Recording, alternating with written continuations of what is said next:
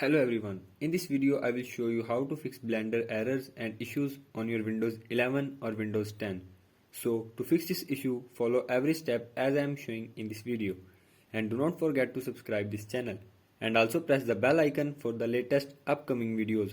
Hope so, this will fix your problem and help you a lot.